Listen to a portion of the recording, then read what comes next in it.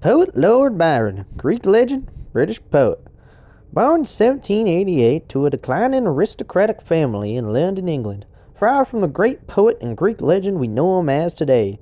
When he was just a child, he was very self-conscious due to a great many things, including his club foot, his father abandoning him, a schizophrenic mother, and an abusive nurse. So yeah, his childhood was just peachy.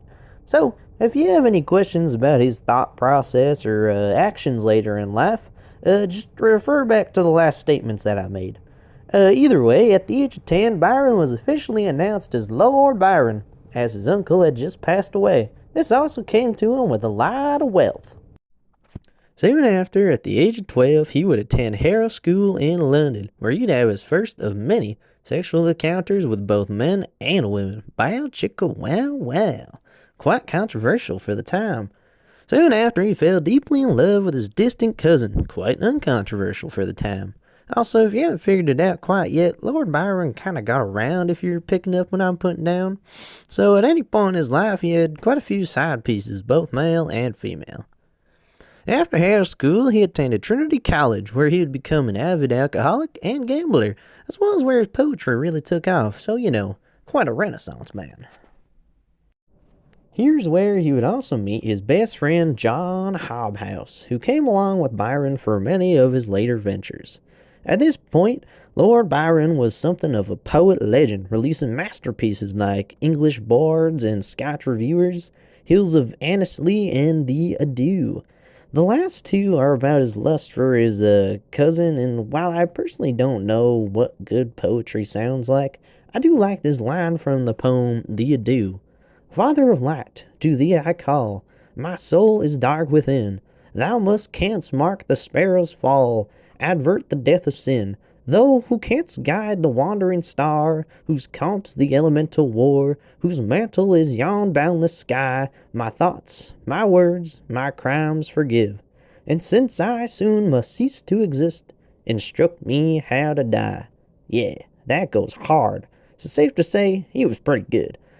Soon after, Byron decided that he needed a little vacation, so he went on a cruise with his best friend Hobhouse, where they visited many nations and had a lot of, all Byron does besides poetry. But in his return to the United Kingdom, his mother would unfortunately pass away, which put him into a deep depressive state. He only came out of this state after high praise by London society, as well as some more love affairs. In 1813, though, Byron had entered one of, if not the most controversial love affair of his life. One with his married half-sister. Something somehow very controversial for the time. I honestly thought it would have to be a lot worse. But either way, he then released some depressing poems about lust and guilt. He got married, he had a daughter, he got divorced due to drinking and, half-sister thing. He then exiled himself to Switzerland, but after a while in Switzerland and a few misadventures, him and longtime best friend Hobhouse sailed to Italy, where Byron would write his magnum opus, Don Juan. Let us have wine and women, mirth and laughter, sermons and soda water the day after. Man, being reasonable, must get drunk. The best of life is but intoxication. Glory, the grape, love, gold, in these are sunk. All hopes of all man and of every nation. Without their sap, how branchless were the trunk of life's strange tree, so fruitful on occasion. But to return, get very drunk, and when you wake with a headache, you shall see what then. Also very hype.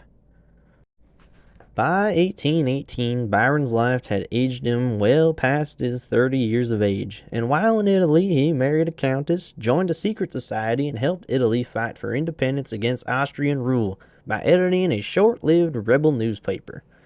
And then by 1923, Byron had grew restless and wanted some adventure in his life, and found something that hit the spot.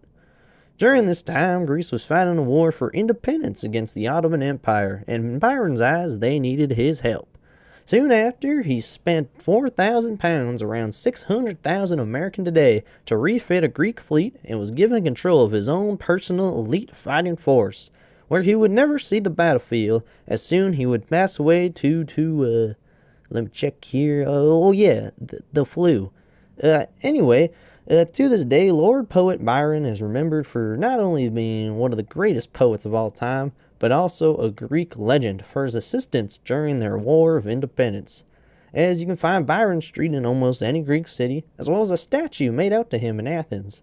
But if there's anything we learned from this legend is, don't bang your half-sister and thank God for modern medicine.